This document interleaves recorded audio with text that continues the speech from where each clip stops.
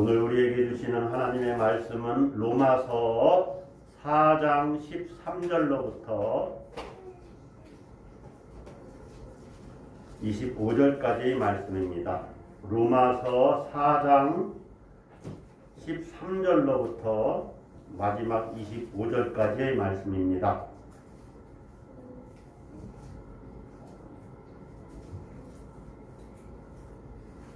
13절부터 교독하겠습니다. 아브라함이나 그 후손에게 세상의 상속자가 되리라고 하신 언약은 율법으로 말미암은 것이 아니요 오직 믿음의 의로 말미암은 것이니라. 만일 율법에 속한 자들이 상속자이면 믿음은 헛것이 되고 약속은 파악이 되었느니라. 율법은 진노를 이루게 하나니 율법이 없는 곳에는 범법도 없느니라. 그러므로 상속자가 되는 그것이 은혜에 속하기 위하여 믿음으로 되나니 이는 그 약속을 그 모든 후손에게 굳게 하여 하심이라. 율법에 속한 자에게 뿐만 아니라 아브라함의 믿음에 속한 자에게도 그러하니 아브라함은 우리 모든 사람의 조상이라. 기록된 바 내가 너를 많은 민족의 조상으로 세웠다 하심과 같으니 그가 믿은 바 하나님은 죽은 자를 살리시며 없는 것을 있는 것으로 부르시는 이시니라. 아브라함이 바랄 수 없는 중에 바라고 믿었으니 이는 내 후손이 이같으리라 하신 말씀대로 많은 민족의 조상이 되게 하려 하심이라. 그가 100세나 되어 자기 몸이 죽은 것 같고 사라의 태가 죽은 것 같음을 알고도 믿음이 약하여지지 아니하고 믿음이 없어 하나님의 약속을 의심하지 않고 믿음으로 견고하여져서 하나님께 영광을 돌리며 약속하신 그것을 또한 능히 이루실 줄을 확신하였으니 그러므로 그것이 그에게 의로 여겨졌느니라. 그에게 의로 여겨졌다 기록된 것은 아브라함만 위한 것이 아니요 의로 여기심을 받을 우리도 위함이니 곧 예수 우리 주를 죽은 자 가운데서 살리신 이를 믿는 자니라. 예수는 우리가 범죄한 것 때문에 내줌이 되고 또한 우리를 의롭다 하시기 위하여 살아나셨느니라. 아멘. 기도하겠습니다. 사랑과 은혜가 풍성하신 아버지 하나님, 2021년도 2월달이 이제 저물어 가고 있습니다. 오늘 마지막 날 또 2월의 마지막 주일 하나님 앞에 나와서 주님 예배하오니 우리 예배를 받아주시고 이 시간 하나님을 만나고 우리가 새로워지며 회복되는 놀라운 시간 되게 하시고 말씀 들을 때 그 말씀이 생명의 양식이 되게 해 주시옵소서. 하나님 말씀하시는 하나님의 음성 듣고 다시 우리가 결단하고 정말 우리의 믿음이 실제가 되고 하나님의 말씀이 살아 역사하신다는 것을 체험하는 귀한 시간 되도록 은혜 베풀어 주시옵소서. 버릴 것 버리고 우리가 누구를 바라보고 무엇을 추구하며 살아야 되는지를 알게 하여 주시옵소서. 듣는 자나 전하는 자가 함께 은혜 받는 귀하고 복된 시간 되도록 역사하실 줄 믿사옵고 예수 그리스도의 이름으로 기도드립니다. 아멘. 여러분 우리나라에서 가장 많은 재산을 상속받은 사람이 누구일까요? 예, 얼마 전 삼성의 이건희 회장님이 돌아가셨죠. 그분이 보유한 주식이 이제 유가족들에게 이제 상속됩니다. 그런데 그 보유한 보유 주식이 얼마인지 아십니까? 보유 주식 평가액이 한번 놀래주세요. 18조 원. 18조 원. 상상이 안 돼요. 그래서 상속인들이 내야 할 주식분 상속세가 11조 336억 원, 11조 336억 원. 여러분 1조가 얼마냐면은 1000억 원의 10배가 1조입니다. 그러니까 11조 336억 원을 세금으로 낸다는 것은 저도 한번 그렇게 세금 내보고 싶네요. 예. 어마어마한 거죠. 자, 18조 원의 재산을 가지고 있었다. 저는 그 사실에 깜짝 놀랐어요. 야, 한 사람이 그렇게 많은 재산을 가질 수도 있구나. 예. 여러분, 이거는 그 사실이니까 이게 이제 다 아는 사실이기도 하고 뉴스에도 나왔고, 이 사실을 여러분이 들으시면서 놀라셨나요? 아니면 부러우셨나요? 저는 아주 놀랐어요. 부럽다기보다 야, 참 세상이 많구나. 한 사람이 벌 수 있는 능력이 어마어마하구나. 자, 여러분에게 몇 가지 질문을 한번 드려보겠습니다. 어떤 부자가 여러분에게 재산을 상속해 주려고 그래요. 뭐 자기가 죽든지 안 죽든지 상관없이 지금 내 많은 재산을 당신에게 상속하겠습니다. 이렇게 말을 하고 상속을 해주겠다고 하면 여러분은 얼마를 상속받고 싶으세요? 여러분 한번 생각해서 나는 얼마를 상속받았으면 좋겠다. 뭐 조 단위로 가는 분 별로 없을 거예요. 한 뭐 10억이나 100억 이 정도 수준에 머물 수 있을지 몰라요. 자, 두 번째 한번 질문을 드려보면 재산 말고 다른 것을 상속을 받을 수 있다고 합시다. 예를 들면은 뭐 재물도 좋고 유형적인 거죠. 재물은 돈은. 그러나 어떤 능력이나 권력 또 지혜, 지식, 명예 이런 무형적인 것이든지 아니면 어떤 뭐 물건을 받는다든가 땅을 받는다든가 이런 유형적인 것이든지 여러분이 어떤 것을 상속받을 수 있다고 한다면 여러분은 무엇을 상속받고 싶으세요? 한번 생각을 해보세요. 난 뭘 상속받고 싶다. 특별히 그리스도인으로서 나는 뭐를 상속받고 싶다. 자, 유형적인 것이든지 무형적인 것이든지 내가 무언가를 상속받고 싶다면 나는 뭐를 상속받았으면 좋겠다. 그런데 여러분이 한 가지 아셔야 되는 것은 그 어떤 것보다도 세상에서 가장 귀하고 가치 있는 것을 여러분이 상속받았다는 사실입니다. 하나님으로부터. 그것이 무엇일까요? 믿음. 믿음도 좋죠. 자, 한 가지 더 질문을 드려보면 여러분이 상속받고 싶은 그것 있잖아요. 재물이든지 뭐 권세든지 명예든지 뭐 누군가는 또 뭐 지금 이제 뭐 서울시장이나 부산시장 나가시는 분들은 시장이 되시고 싶겠죠. 여러 가지 뭐 권력이라든지 여러 가지가 있을 수 있겠는데 어쨌든 내가 상속받고 싶은 그것과 또 하나님 나라를 그분이 내게 상속해 줄 수 있다고 할 때 두 가지 중에 내가 상속받고 싶은 그것과 하나님 나라를 두 가지 중에 하나만 선택해야 된다면 한 가지는 포기해야 되고 하나만 선택할 수 있다면 여러분은 무엇을 택하시겠습니까? 한번 잘 생각을 해보세요.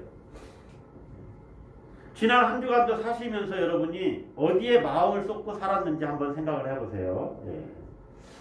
세상에서 가장 귀한 것을 우리가 상속받았다고 했는데 그게 과연 뭘까요? 오늘 본문 13절을 보면 13절에 이렇죠. 아브라함이나 그 후손에게 세상의 상속자가 되리라고 하신 언약은 이렇게 이제 시작합니다. 아브라함이나 그 후손에게 세상의 상속자. 세상의 상속자가 되리라고 하나님이 언약의 약속을 주셨다는 거죠. 세상의 상속자. 아브라함이나 그 후손에게 세상의 상속자가 되리라. 이 바울은 상속에 대해서 이야기를 많이 합니다. 세상의 상속자 되는 문제를 가지고 무척 그것을 강조해요. 너희가 상속자다. 다른 표현으로 말하면 유업을 받았다. 이렇게 얘기를 해요. 유업을 받았다. 아브라함과 그 후손에게 세상의 상속자 되리라는 언약이 본문에서는 율법으로 말미암은 것이 아니고 오직 믿음의 의로 말미암은 것이니라 이렇게 13절에서 이야기하죠. 상속자 되는 그것이 은혜에 속하기 위해서 믿음으로 된다 이렇게 16절에서 이야기합니다. 상속자가 되는 그것이 은혜에 속하기 위하여 믿음으로 되나니. 따라서 한번 하겠습니다. 믿음으로 되나니. 자, 이 상속자가 된다는 문제가 왜 이렇게 중요하냐? 이 세상의 상속자 이야기는요, 구원과 직결됩니다. 구원의 문제를 다루고 있는 거예요. 예. 세상의 상속자라는 말은 1차적으로 창세기 17장 8절의 이 가나안 땅을 그의 후손이 유업으로 받게 되리라 하는 것을 의미합니다. 가나안 땅. 그런데 원문에는 이 세상이라는 단어에 관사가 없어요. 관사. 그러니까 더라는 영어로 말하면 더, 그 땅 이런 관사가 없다 그 말입니다. 그냥 세상이에요. 그래서 이 세상은 가나안 땅만을 이야기하는 것이 아니라 온 세상, 우주적인 세상. 그래서 아브라함과 그 후손이 우주적인 세상을 받게 된다 이런 의미로도 확대 해석해 볼 수가 있어요. 그래서 제가 흔히 자주 여러분에게 말씀드려요. 구약 성경의 어떤 사실은 영적인 어떤 실체를 가리키는 손가락이다. 영적인 실체를 볼 수 있는 눈이 여러분에게 성경을 볼 때마다 열려야 돼요. 세상의 상속자, 이 세상은 온 우주를 이야기하는 거예요. 자, 이걸 신학적으로 말하면 새하늘과 새 땅으로 말할 수 있어요. 새하늘과 새 땅. 그러니까 아브라함이나 그 후손에게 새하늘과 새 땅의 상속자가 되리라고 하신 언약은 이렇게 우리가 해석해 볼 수 있어요. 다시 말하면 이 세상은 곧 우리에게는, 이 성경을 읽는 사람에게는 하나님의 나라로 봐야 된다는 거죠. 하나님 나라라고 볼 수 있어야 된다는 것입니다. 하나님 나라. 유대인이나 기독교인이나 하나님의 유업에 대해서 동일한 관심이 있습니다. 다가오는 하나님의 나라를 유업으로 상속하는 것이 이 구원의 완성이거든요. 그러니까 누가 상속자인가, 누가 상속자인가 하는 문제는 누가 하나님 나라를 받느냐 하는 문제예요. 누구에게 하나님 나라를 주신다고 그랬습니까? 누가 상속자라고요? 아브라함과 그의 후손에게, 그 후손. 자, 아브라함은 개인 아브라함을 말하는 것을 우리가 알 수 있어요. 근데 그 후손은 누구냐? 이제 이것이 중요합니다. 아브라함과 그 후손이 세상의 상속자가 될 것인데 이 후손이 누구냐가 이제 중요해지죠. 자, 13절에서 보면 이 세상의 상속자가 되는 것은 율법으로 말미암은 것이 아니요 오직 믿음의 의로 말미암은 것이니라. 자, 여기서 여러분이 이제 살짝 이게 해석의 지평이 열리죠. 율법을 받은 사람들이 아브라함의 상속자가 되는 것이 아니구나. 믿음의 의로 말미암은 것이라고? 그러면 이제 우리도 아브라함의 후손인가 하는 가능성이 열려요. 그래서 누가 아브라함의 후손인가 하는 것을 질문을 해봐야죠. 왜냐하면 아브라함의 후손이 되느냐 안 되느냐는 하나님 나라를 유업으로 받느냐 못 받느냐의 문제예요.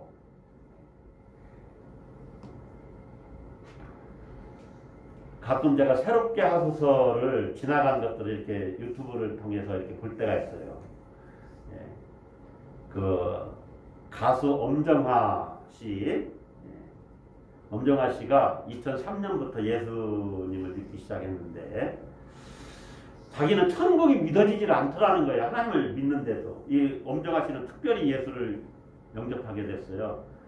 어렸을 때 뭐 누가 뭐 하나님 얘기를 하고 좀 그래서 하나님? 하고 시큰둥했는데 그 어느 날 갑자기 하나님? 하는 생각이 딱 가슴에 떠오른 거예요. 2003년도에. 하나님? 하나님. 그리고 그 하나님이라는 단어가 떠나지 않아서 결국에 그럼 하나님하고 이제 계속 대화를 하기 시작했다는 거예요. 그렇게 해서 예수 믿은 사람이에요. 신기한 사람이에요. 그런데 천국이 믿어지지 않다는 거예요. 자기는 막 예전에는 막 정보고 무당하게 굿도했다고 그러더라고요.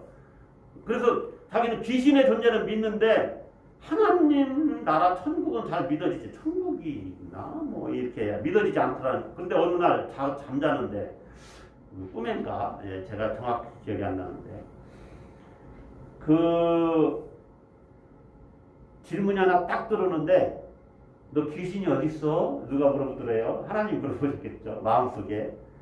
그래서 여기도 있고 저기도 있습니다. 그랬는데 그러면 하나님의 자녀들은 나중에 어디로 갈까? 그러니까 자기도 모르게 천국이요. 천국이 딱 그렇게 해서 그냥 믿어졌다 그러더라고요. 천국이 그래서 믿어졌대. 자, 천국을 유업으로 받느냐 받지 못하느냐 이것은 아브라함의 후손이냐 아니냐로 직결이 돼요. 아브라함의 후손이 되는 일이 너무너무 중요하다는 거죠. 자, 그런데 율법에 속한 자들이 상속자가 자동적으로 되는 것이 아니라는 것을 14절에서 이렇게 얘기해요. 한번 봅시다. 같이 읽습니다. 만일 율법에 속한 자들이 상속자이면 믿음은 헛것이 되고 약속은 파기되었느니라. 자, 율법에 속한 자들은 그냥 자동적으로 아브라함의 후손이 된 혈통적인 이스라엘 사람들, 유대인들을 이야기하는 겁니다. 그러니까 내가 유대인이라고 해서 상속자가 되는 것이 아니라는 거죠. 만약에 그렇게 되면 믿음이 헛것이 되어버린다는 거죠. 또 약속은 파기되어 버린다는 거예요. 그래서 믿음 없이 율법을 따르는 자들이 상속자가 되는 것이 아니다. 그런데 16절에는 이런 말씀이 있어요. 자, 16절 한번 보시면 15절은 율법에 대한 기능을 좀 이야기했죠. 일단 16절을 보시겠습니다. 그러므로 상속자가 되는 그것이 은혜에 속하기 위하여 믿음으로 되나니 상속자가 되는 것은 믿음으로 된다고 그랬죠. 이는 그 약속을 그 모든 후손에게 굳게 하려 하심이라. 율법에 속한 자에게 뿐만 아니라 여기 보니까 율법에 속한 자도 상속자가 되네. 율법에 속한 자에게 뿐만 아니라 아브라함의 믿음에 속한 자에게도 그러하니. 그러니까 율법에 속한 자도 상속자가 되고 아브라함의 믿음에 속한 자에게도 그렇대요. 상속자가 된대요. 그러면 율법에 속한 자에게 뿐만 아니라 그랬으니까 율법에 속한 자가 어떻게 상속자가 되느냐? 이것도 믿음의 문제라는 거죠. 믿음의 원리를 따르지 않는 유대인은 상속자가 되지 못합니다. 오늘날로 설명해 봅시다. 나 목사님 자식이에요. 나 장로님 아들이에요. 장로님 딸이에요. 그렇다고 해서 상속자가 되는 게 아니다. 그 말이에요. 요한복음이 혈통에 따라서 하나님의 자녀가 되는 것이 아니다. 그 말이에요. 그러니까 이 율법에 속한 자에게 뿐만 아니라 할 때 이 말은 무슨 말이냐면은 율법을 받았음에도 불구하고 믿음을 가진 유대인들, 그들은 상속자가 됩니다. 왜냐하면 상속자가 되는 것은 무엇으로 되나니? 오늘 설교 제목이 어디 갔어요? 믿음으로 되나니. 믿음으로 되는 거예요. 믿음으로. 그러니까 율법을 받았든지 받지 못했든지 우리는 율법을 받은 자가 아니잖아요. 원래. 율법을 받은 자도 믿음으로 상속자가 되는 것이고 받지 못한 자도 믿음으로 상속자가 되는 거예요. 이 믿음은 아브라함의 믿음에 속한 겁니다. 이 믿음을 가졌다는 것은 아브라함의 믿음에 속한 거예요. 여러분, 그러면 누가 아브라함의 후손이냐? 믿음에 속한 여러분이 아브라함의 후손입니다. 할렐루야. 아브라함은 그래서 유대인만이 아니라 많은 민족의 조상으로 세워진 것이에요. 믿음으로 되나니. 자, 이 믿음을 가진 그것을 하나님께서 너 의롭구나 이렇게 여기셨다는 거죠. 그것을 우리가 22절부터 한번 보겠습니다. 그러므로 그것이 그에게 의로 여겨졌느니라. 위에는 아브라함의 믿음을 쭉 설명했죠. 21절까지. 그런데 그것이 그에게 의로 여겨졌느니라. 그런데 23절 봅시다. 그에게 의로 여겨졌다 기록된 것은 아브라함만 위한 것이 아니요. 24절 다 같이 읽습니다. 의로 여기심을 받을 우리도 위함이니. 자, 굉장히 중요한 말이 나오죠. 아브라함이 하나님을 믿어요. 하나님을 믿는 내용은 이제 제가 설명을 드리고 성경을 다시 이제 여러분과 나눌 텐데, 아브라함이 하나님을 믿으니까 그것이 그에게 의로 여겨졌다 하는 것은 우리도 해당이 된다는 거예요. 거기에. 그러니까 아브라함의 믿음이 바로 우리의 믿음과 연결이 되어 있다는 거죠. 우리의 믿음이 아브라함의 믿음과 연결되어 있다는 거죠. 그 내용을 이제 살펴보겠습니다. 그래서 우리도 의롭다 여겨지는 거예요. 그에게 의로 여겨졌다 기록된 것은 아브라함만 위한 것이 아니요 의로 여기심을 받을 우리도 위함이니. 그래서 우리도 아브라함 너 의로워라고 말할 때 믿음이 있는 우리도 하나님이 너 의로워 이렇게 여기신다는 거죠. 그러니까 믿음으로 의롭다함을 받는 여러분이 바로 아브라함의 후손입니다. 믿음에 속한 여러분이 아브라함의 후손이다. 그래서 여러분이 세상의 상속자가 되는 거예요. 다시 말하면 하나님의 구원 역사의 중심에 여러분이 서 있다는 겁니다. 중심에 서 있다. 저 옆에 사이드에 바깥에 구원 역사에 비켜 서 있는 존재가 아니라는 거죠. 하나님 구원 역사 드라마 속에서는 여러분이 스타라는 거예요. 스타. 주인공입니다. 엑스트라가 아니다 하는 겁니다. 얼마나 감사합니까? 아멘이십니까? 네. 내가 하나님 나라 구원 역사의 중심에 서 있어요. 아브라함만 중심에 있는 게 아니라 나도 그 한가운데 서 있어요. 자, 우리는 믿음으로 아브라함의 후손이 되어 유업을 상속한다. 자, 지금까지 우리가 그렇게 말씀을 나누었습니다. 자, 그런데 그 믿음이 어떤 믿음이어야 하느냐? 아브라함은 어떤 믿음을 가졌길래 세상의 상속자가 되었느냐 하는 것을 우리가 한번 살펴봐야 됩니다. 그 내용이 이제 17절부터 쭉 나와요. 한번 봅시다. 기록된 바 내가 너를 많은 민족의 조상으로 세웠다 하심과 같으니, 아브라함에게 하신 말씀이죠. 그가 믿은 바, 아브라함이 믿은 바 하나님은 죽은 자를 살리시며 없는 것을 있는 것으로 부르시는 이시니라. 이것을 믿었다는 거예요. 아브라함의 믿음이 하나님은 죽은 자를 살리시는 분이시다 하는 것을 믿었다는 거예요. 아브라함이 믿은 하나님이 그런 분이라는, 죽은 자를 살리시는 하나님. 자, 우리는 신약을 알고 있기 때문에 곧바로 예수님에게 이게 직접 연결이 됩니다. 죽은 자를 살리시는 하나님. 아브라함에게 밤하늘의 별처럼 후손이 많게 되리라 하는 약속을 하나님이 주시죠. 근데 그때 나이가 이제 아브라함이 100세가 됩니다. 모든 생리 능력이 끊겨서 자식을 낳을 수가 없어요. 그런데 아브라함이 하나님의 약속을 믿었다는 거예요. 마치 죽은 자가 살아나는 것을 믿은 것과 똑같아요. 그것이 아브라함의 믿음이에요. 여러분, 어찌 보면 세상 사람들은 죽은 자가 어떻게 살아나냐, 어떻게 그걸 믿냐. 또 아브라함이 가진 믿음이 있죠. 이삭을 드려라 제물로. 하나님은 이삭을 다시 살리실 것을 또 믿었다고 그러죠. 여러분 한번 가만히 생각을 해보세요. 세상 경험상으로는 얼마나 허황돼 보입니까?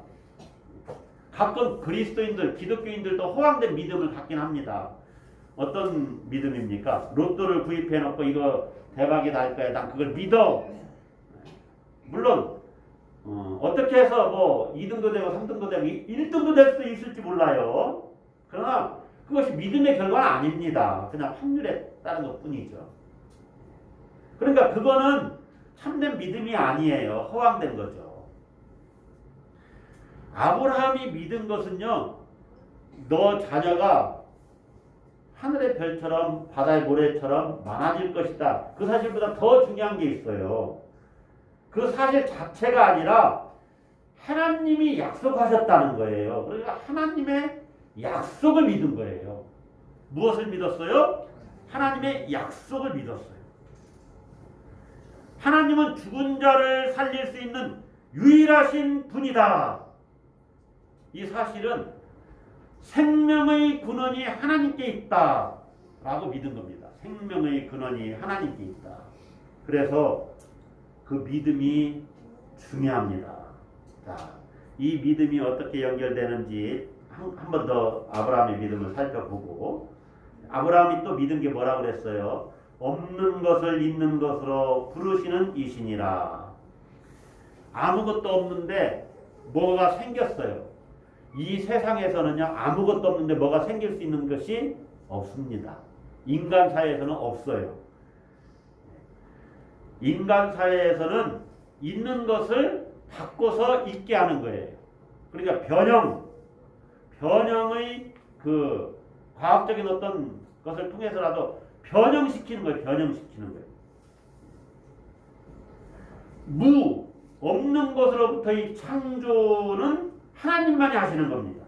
무로부터의 창조. 그래서 없는 것을 있는 것으로 부르시는 분이시라는 것은, 없는 것을 있는 것으로 부른다는 말은 하나님의 창조 사건을 가리키는 거예요. 예수님의 부활, 죽은 자가 살아나는 것을 왜 어떻게 우리가 믿을 수 있습니까? 아주 쉽게. 하나님 아무것도 없는데 세상을 만드셨잖아. 그런데 죽은 자를 살리는 것 끝까지 못하겠어? 그래서 창조의 능력과 부활의 능력은, 부활시킬 수 있는 능력은 같이 연결이 돼요. 아브라함은 하나님의 부활의 능력도 믿었고 창조의 능력도 믿었다는 것입니다. 지금은 과학이 발달해서 뭐 컴퓨터 공학, 핵 에너지 여러 가지 다 인간들이 막 발견하고 하지만은, 인간들이 하는 것은요, 존재하는 것을 변형하는 것, 또 존재하는 것을 발견하는 것 뿐이지 없는 것을 존재케 하는 것이 아니다 하는 것입니다. 그런데 이 아브라함이 없는 것을 있도록 하시는 분을 믿는 그 믿음과 죽은 자를 살리실 수 있는 분이 하나님이시라는 것을 믿는 믿음이 우리에게 어떻게 연결이 되냐면, 아까도 잠깐 말씀드렸지만 예수 그리스도가 죽으셨다가 살아나셨다는 것을 믿는 믿음과 연결이 돼요. 그래서 24절 다시 한번 가겠습니다. 의로 여기심을 받을 우리도 위함이니 하고, 곧 우리가 어떻게 의로 여김을 받느냐? 예수 우리 주를 죽은 자 가운데서 살리신 이를 믿는 자니라. 예수님이 죽으셨다가 다시 살아나셨는데 그렇게 하신 분이 하나님이시라고 믿는 믿음, 그 믿음을 가진 자들을 하나님이 의롭다고 여기신다는 거죠. 이게 기독교 신앙의 본질이에요. 저도 가끔 말씀드리지만 사회 정의나 우리가 선하고 착하게 살아야죠. 사랑을 행하면서. 그런데 선한 사람이 돼야 됩니다. 기독교인들이. 그러나 그게 본질은 아니다 하는 겁니다. 기독교 신앙의 본질은 여기에 있어요. 예수 우리 주님을 죽은 자 가운데서 살리신 하나님을 믿는 것. 자, 이 말은 하나님께서 예수를 죽은 자 가운데서 살리신, 부활시키시는 능력이 있으신 하나님이심을 믿는 것. 부활의 능력을 가지신 하나님, 창조의 능력을 가지신 하나님이신 것을 믿는 것. 그리고 두 번째는 그 밑에 또 나와 있죠. 예수님에 대해서 설명을 합니다. 이 예수님은 도대체 어떤 분이냐? 25절에 예수는 우리가 범죄한 것 때문에 내줌이 되고 대속의 제물이 되셨다는 거죠. 속죄의 제물로서의 죽음, 그리고 또한 우리를 의롭다 하시기 위하여 살아나셨느니라. 예수님의 부활. 그래서 예수님의 죽음의 의미와 속죄의 의미를 알고 믿는 사람, 그 사람이 하나님으로부터 의롭다 여김을 받는다는 거예요. 그런데 그 예수님이 바로 우리의 주님이시다 하는 사실을 알고 주님을 믿어야 된다는 거죠. 그래서 24절에도 곧 예수 우리 주를 할 때 우리 주님을 주 할 때 이때 주는요 왕이시라는 겁니다. 킹. 죽은 자 가운데서 살아나신 예수가 우리의 왕이시라는 것을 믿는 사람, 주님이라고 믿는 사람을 하나님이 의롭다고 여기신다는 거예요. 자, 저는 이제 본문은 다 여러분에게 다 설명한 건 아니지만 그래도 오늘 전할 메시지의 본문의 내용은 대략 설명을 다 했습니다. 자, 그러면 여러분은 예수님에 대한 어떤 믿음을 가지고 사십니까? 교회 밖의 사람들은 예수님은 훌륭한 스승, 또 뭐 사회 개혁가, 지혜 있는 교사, 지혜 교사, 또 정말 하나님 나라 운동을 했던 위대한 어떤 선지자, 뭐 그런 수준으로 여깁니다. 여러분이 이제 신앙생활 오래 했으니까 우리는 단지 그 정도 차원으로 믿지는 않을 겁니다. 오늘 본문에 있는 말씀처럼 예수님의 십자가의 의미를 우리가 알고 믿을 거예요. 믿어요.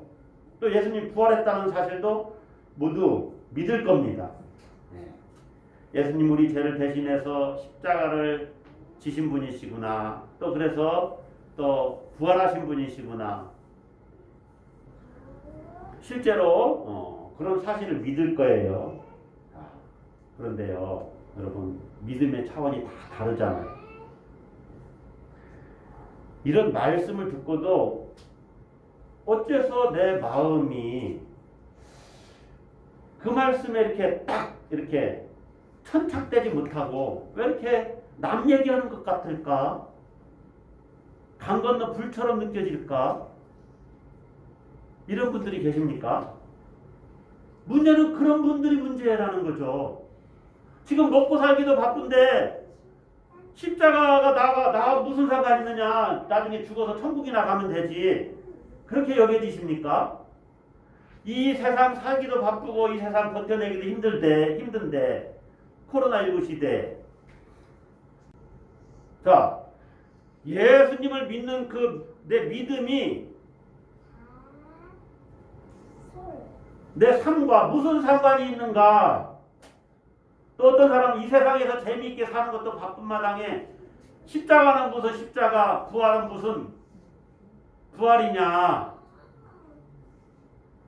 이것은요, 예수님의 죽음과 부활을 실제로 리얼리티, 현실로 받아들이지 못하는 겁니다. 이게 문제라는 거예요, 우리 신앙인들이. 이게 신앙의 피상성이에요. 알았어. 목사님 알았어요. 나 믿어요. 그리고 자기 마음대로 멋대로 살고 예수님의 죽음과 부활이 오늘 내 삶의 변화의 능력으로 또 나를 변화시키는 그리고 생명의 능력으로 다가와서 이것이 가슴 절절히 그래서 용기를 내고 힘을 내는 능력이 돼야 되는데 그건 그거고 나는 내 삶은 내 삶대로 살아가고 남의 이야기처럼 이것이 문제라는 거예요. 여러분들은 어떻습니까? 다시 말하면 여러분의 믿음을 하나님이 너가 정말로 믿는구나. 너 참 의롭다. 이렇게 여김을 받을 만하냐 그 말이에요. 이미 구원받은 그 문제 지금 이야기하는 거 아닙니다. 나 예수 믿고 정말 제사함 받고 구원 받았습니다. 하나님 나 의롭다 여기십니다. 칭의, 이신, 득의 믿음으로 말미암아 의롭다 여김을 받는다. 이 문제는 이미 해결했겠죠. 근데 그것이 우리 삶 속에서도 정말로 내 삶이 하나님이 그래 너의 믿음을 보니까 참 너 이렇구나 라고 여겨질만 하냐 그 말이에요. 교리적으로 제가 말씀드린 게 아닌 거 아시죠? 여러분 아브라함은 하나님을 죽은 자를 살리는 분으로 믿었어요. 그러니까 여러분의 지금 상황을 한번 보세요. 회복 불가능합니까? 실패와 낙심의 늪에 빠져 있나요? 이것이 그리스도 안에서 기쁨의 샘이 될 수 있다고 믿습니까? 아멘? 안 믿으시나 본데. 네?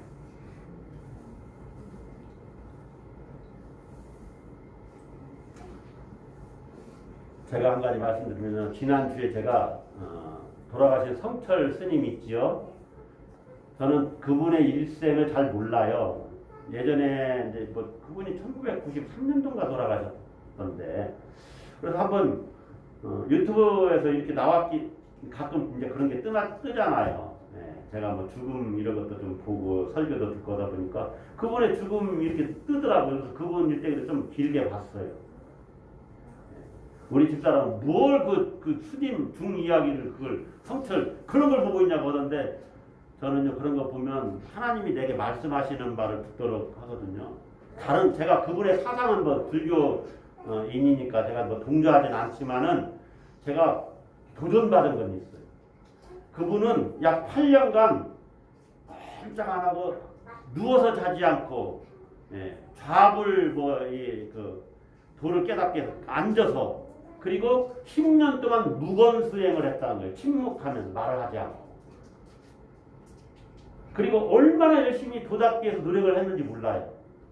대통령이 와도 산에서 내려오질 않았던 사람입니다. 그래서 그분을 보면서 야 불교 그 부처의 제자 나가는 사람은 저랬는데 나는 하나님의 아들이고 예수님의 제자인데 야 나는 저 정도의 수행도 못하고 있구나. 물론 뭐 고행하라는 건 아닙니다. 그러나 전심으로 마음을 쏟아야 되는데 주님을 사랑하는 일에 나는 저 정도는 안 되는가 보다 싶으니까 제가 참 한심하게 느껴지더라고요. 여러분이 하나님의 자녀요. 하나님 나라의 상속자인데 여러분의 삶이 말씀에 천착해서 그 능력으로 살아가고 있느냐? 한번 여러분 자신을 한번 점검해 보세요. 하나님은 죽은 자를 살리시는 분인데 나는 왜 하나님이 죽은 것처럼 여기고 살고 있지 않은가? 루터의 부인이 그랬대요. 낙심하고 있는 루터를 향해서 펑펑펑 루터의 부인이 울더라는 거예요. 루터도 힘들었잖아요. 종교개혁 당시. 그러니까 왜 당신 울고 있느냐? 루터가 물어보니까 하나님이 돌아가셔서 웁니다. 그랬다는 거예요. 하나님이 죽을 리가 있냐? 그러니까 그 루터의 부인이 그런데 왜 당신은 그렇게 낙심하고 있습니까? 왜 하나님이 돌아가신 것처럼 그렇게 낙심하고 있습니까? 여러분들 어떻습니까? 하나님은 죽은 자를 살리시는 분인데 우리는 하나님이 마치 돌아가신 것처럼 그렇게 소망도 없고 낙담하고 자살하면서 그렇게 살고 있지는 않습니까? 어떠세요? 없는 것을 있는 것으로 부르시는 이시니라. 제가 여러분이 예수님의 십자가 죽음과 부활을 현실로 받아들이는 어떤 방법을 저도 제시했으면 좋겠는데 이게 믿음의 문제이기 때문에 쉽지 않잖아요. 그러나 오늘 본문을 통해서 여러분과 함께 나눌 말씀은 이거예요. 아브라함은 어떻게 했냐면은 그 자기의 몸이나 사라의 몸이 죽은 것 같음을 알고도 19절에 믿음이 약하여지지 아니하고 믿음이 없어 하나님의 약속을 의심하지 않고 믿음으로 견고하여져서 하나님께 영광을 돌리며 약속하신 것을 또한 능히 이루실 줄을 확신했다. 여기서 그걸 계속 마음으로 하나님이 이런 분이시지 죽은 자를 살리시는 분이지 아브라함에게 이삭을 주신 분이지. 100세의 나이에도 믿고 하나님이 내 삶에도 역사하시면 나는 회복된다, 승리한다, 일어난다. 그 사실을 알고 우리가 어떻게 해야 됩니까? 하나님 나라에 내가 상속자가 되었구나. 예. 믿음으로 하나님이 나 의롭다 여겨주시는구나. 하나님 나라를 나는 발견했지. 모든 것을 상속받은 것이지. 어떠한 것도 그것과 바꿀 수 없지. 그런데 왜 낙심하고 있지? 다시 주님 바라보고 그 나라 바라보고 부활의 능력이 있으신 하나님, 죽은 자도 살리시고 없는 것을 있는 것으로 부르시는 하나님을 내가 더 믿고 의지하면 하나님의 때 하나님의 방법으로 반드시 나를 일으켜 세우리라. 나는 하나님 나라의 주인공이지. 엑스트라가 아니라 하나님의 사랑받는 자녀잖아. 하나님이 지금 함께 하시지 내 인생을. 그렇게 다시 한번 믿음으로 확신하고 밭에 감추인 부활을 발견하고 전 재산을 팔아서 그 밭을 산 농부처럼 여러분이 기뻐하시고 감사하시고 한 주간도 승리하시기를 주의 이름으로 축복합니다. 기도하겠습니다.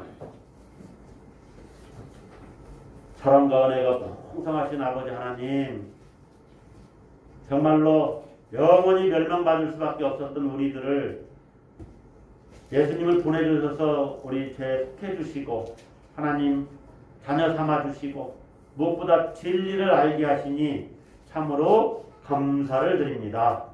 하나님, 이 어려운 때 낙심해 있습니까? 좌절해 있습니까? 주저앉아 있습니까?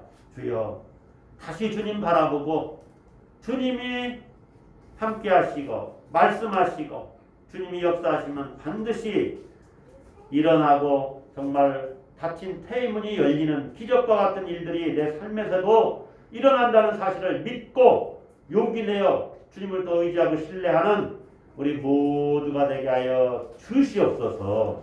한 주간 더 승리있게 해 주실 줄을 믿사옵고 예수 그리스도의 이름으로 기도드리옵나이다. 아멘.